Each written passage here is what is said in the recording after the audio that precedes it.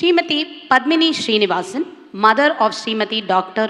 Gayatri Girish, Carnatic vocalist.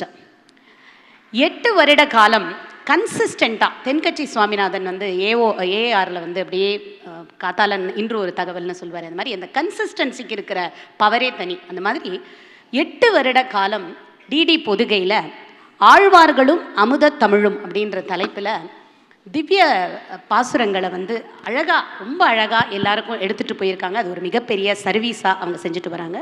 She is in the artist panel of Indian council for cultural relations. She is a gold medalist in மேத்ஸுக்கும் மியூசிக்கும் ஒரு பயங்கரமான connectivity இருக்குது. We all know about it. சின்ன வயசுலேயே violin கற்றுக்க ஆரம்பித்து அதுக்கப்புறம் மியூசிக்கு வந்திருக்காங்க. நம்ம பத்மபூஷன் மதுரை TN சேஷகோபாலன் அவர்கள்கிட்ட அவரை குருவாக ஸ்வீகரித்து அவர்கிட்ட ரிலீஜியஸாக இந்த கர்நாடிக் மியூசிக்கை கற்றுக்கிட்டு இருக்காங்க. இவங்களோட லெக்சர் டெமான்ஸ்ட்ரேஷன்லாம் பார்த்தோன்னா நம்மளுக்கு தெரியும் மியூசிக்காலிட்டி எந்த அளவுக்கு இது உயர்ந்து இருக்குது அப்படிங்கிறது. இசை அப்படிங்கிறது முதல்ல அம்மா கிட்டேருந்து தான் நம்ம கற்றுக்கணும் இல்லையா? தாலாட்டு இசையாக இருந்தாலும் சரி, இல்லை நம்ம விளையாட போயிருக்கும்போது சீக்கிரம் வந்து தொலையேன் அப்படின்னு ஒரு உச்சஸ்தாயில் கற்றுவாங்க இல்லையா? அந்த மாதிரி உச்சஸ்தாயி இசையாக இருந்தாலும் சரி, இல்லை அப்பாவை பற்றி ஏதாவது சொல்லணுன்னா ரகசியமாக தீன ஸ்வரத்தில் சொல்லுவாங்களே அந்த ஸ்வரமாக இருந்தாலும் சரி, எல்லா ஸ்வரத்தையும் இசையும் அம்மா கிட்டேருந்து தான் நம்ம கற்றுக்கிறோம். அந்த வகையில் உங்களுடைய இசை பயணத்துக்கு அம்மா எந்த அளவுக்கு உறுதுணையாக இருந்திருக்காங்கன்னு வந்து சொல்லுங்கள். நன்றி. எல்லோருக்கும் வணக்கம்.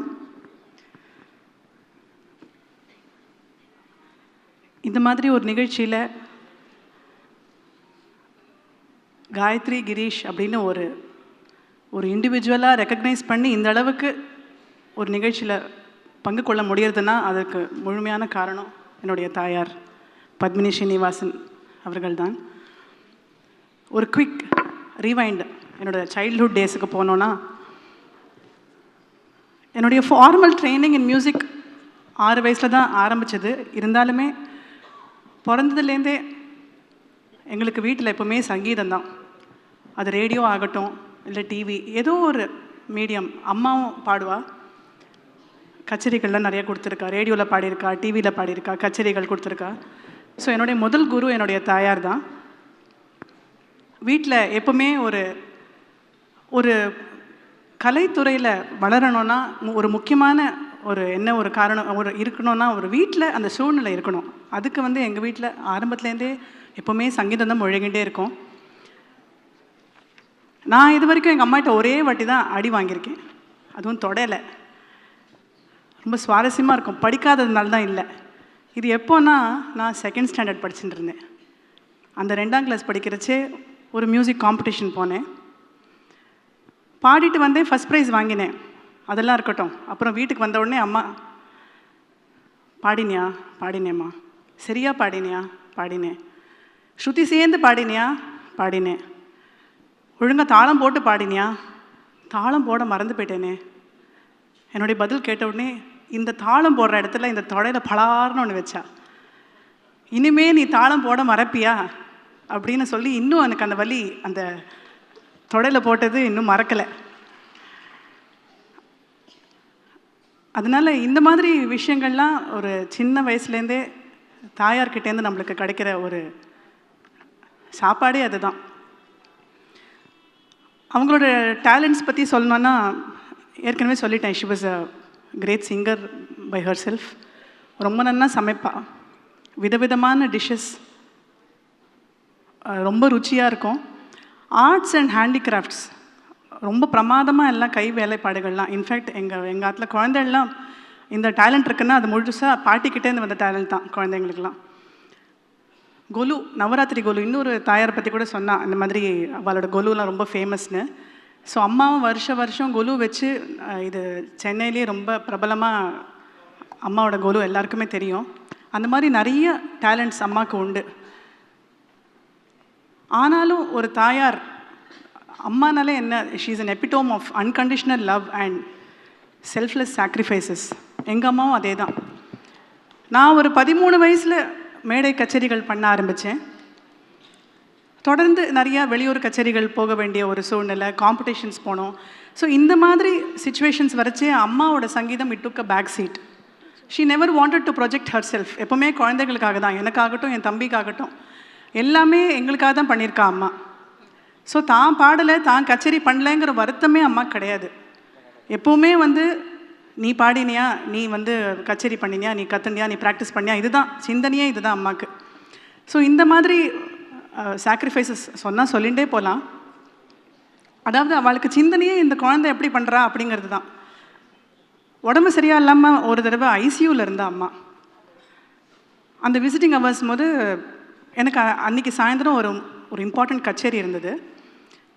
விசிட்டிங் ஹவர்ஸ் போது நான் அங்கே போனோம். 1 by 1 போய் ஐசியூவில் போய் அம்மாவை பார்க்குறச்சு அந்த ஆக்சிஜன் மாஸ்க்லாம் போட்டுருக்கா. என்னை பார்த்த உடனே முதல் கேள்வி, அந்த மாஸ்க்கை போட்டுண்டே, நீ கச்சேரி கேன்சல் பண்ணலையே, போய் பாடிட்டு வந்துடும் அப்படின்னா.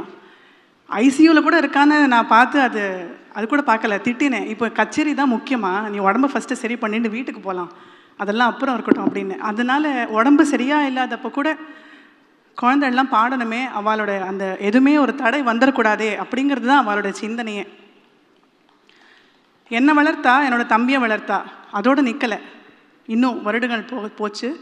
என்னுடைய குழந்தைகளுக்கு, என் தம்பி குழந்தைகளுக்கு எல்லாருக்குமே இந்த காலத்தில் வந்து பசங்களுக்கு டே கேர் தான், இட்ஸ் பிகம் அ ஃபேஷன். ஆனால் எங்கள் வீட்டில் டே கேர்லாம் கிடையவே கிடையாது, எப்போவுமே பாட்டி கேர் தான். இந்த பாட்டி தாத்தாவோட வளர்ப்பு இருந்ததுனால தான் இந்த குழந்தைகளுக்கு நம்மளுடைய கல்ச்சர், நம்மளுடைய ட்ரெடிஷன்ஸ், ஒரு வேல்யூ சிஸ்டம் அப்படிங்கிறதெல்லாம் நான் ரொம்ப பெருமையாக சொல்லிப்பேன் என் குழந்தைகளை பற்றி. அதற்கு முழு காரணம் பாட்டி தாத்தா தான். ஸோ அந்த அம்மாங்கிறவ தன்னுடைய குழந்தைகளை மட்டும் இல்லாமல் அந்த கிராண்ட் சில்ட்ரனையும் வளர்க்கறது வந்து அதை சொல்லி மாளாது. நான் கச்சேரிகள் பண்ணி நிறைய வருடங்கள் பண்ணி எனக்கு என் பொண்ணு பிறந்து, இன்ஃபேக்ட் அவள் பிறந்து 45 டேஸ்லேயே நான் கச்சேரிகள் பண்ண ஆரம்பிச்சிட்டேன். அப்போது என்ன பண்ண முடியும், அம்மா அந்த குழந்தையும் கூட்டின்னு வந்து கார்லேயே உட்காந்துட்டுருப்பா நான் பாடி முடிக்கிற வரைக்கும். ஏன்னா அவளை வெளியில் எக்ஸ்போஸ் பண்ண முடியாது. 45 நாள் குழந்தை ஃபீட் பண்ணணும். அந்த கச்சேரி முடிஞ்சு வீட்டு போக வரைக்கும் வெயிட் பண்ண முடியாதுன்னு அம்மா கார்லேயே வச்சுட்டு வெயிட் பண்ணிட்டு இருப்பா. கச்சேரி முடிஞ்ச உடனே நான் போய் உடனே அந்த குழந்தைய ஃபீட் பண்ணணுமேனு. இந்த மாதிரி நாங்கள் வெளியூர் போகிறச்சே குழந்தைகளை பார்த்துக்கிறதாகட்டும், இல்லை எங்கள் கச்சேரிக்கும் குழந்தைகளை கூட்டின்னு வந்து அவளுக்கு அந்த சாப்பாடை எடுத்துன்னு வந்து அவளுக்கு இங்கே வந்து கச்சேரியில் உட்காந்துட்டு என் பொண்ணெல்லாம் ட்ராயிங்லாம் போடுவாள். ஸோ அந்த அளவுக்கு குழந்தைகளையும் வளர்த்துறதுல அவளுக்கும் அதை கேட்டு அந்த சங்கீதம் பிறந்ததுலேருந்தே அவள் காதில் போயின்னு இருக்கு. ஸோ இப்படி தான் வந்து இந்த கலைங்கிறது ஜென்ரேஷன் ஆஃப்டர் ஜென்ரேஷன் ஒரு தாயோட ஒரு மோட்டிவேஷன், ஒரு சப்போர்ட்னால தான் கண்டிப்பாக நடக்கிறது, இதில் சந்தேகமே இல்லை. நான் டாக்டர் காயத்ரி கிரீஷ் அப்படின்னா அந்த டாக்டரேட் பிஹெச்டி பட்டம் வாங்கினதுக்கும் அம்மா தான் காரணம். ஆரம்பிச்சிட்டேன், ஆனால் போக போக பண்ணுறச்சே நிறைய challenges. My children also growing. அந்த டைமில் ரொம்ப சேலஞ்சஸ், எனக்கு பண்ண முடியாதோ, கண்டினியூ பண்ண முடியாதோன்னு நிறைய சந்தேகங்கள். ஆனால் அம்மா தான் அந்த மோட்டிவேஷன் கொடுத்து நீ கண்டிப்பாக பண்ணணும், பண்ணி முடிச்சு ஆகணும்னு சொல்லி அந்த டாக்டரேட் வாங்கினதுக்கும் ஒரு பெரிய காரணம் அம்மான்னு தான் நான் சொல்லுவேன். இந்த மாதிரி எத்தனையோ அவார்ட்ஸ், எத்தனையோ டைட்டில்ஸ் நம்ம என்ன வாங்கினாலுமே I think the silent achiever behind all the awards, behind all the titles that every artist gets, everything goes to the mother. இதில் சந்தேகமே இல்லை. சல்யூட் டு மதர்ஸ்ன்னு சொன்னாலும் ஒரு கலைஞருக்கு ஒரு ரசிகர்கள்கிட்டேருந்து ஒரு அங்கீகாரம் இவ்வளோ தூரத்துக்கு கிடைக்கிறது அப்படின்னா தாயோட பங்கும் தந்தையோட பங்கும் ரொம்ப முக்கியம். அந்த அளவில் என்னுடைய தந்தையை பற்றி நான் சொல்லாமே இருக்க முடியாது. 2 பேரும் அவ்வளவு சாக்ரிஃபைசஸ் பண்ணியிருக்கா, அவ்வளவு எங்களுக்காக பண்ணியிருக்கா. இந்த ஒரு சந்தர்ப்பத்தில் இந்த மாதிரி ஒரு தாய் தந்தைக்கு பொண்ணாக பிறந்ததுக்கு ஐ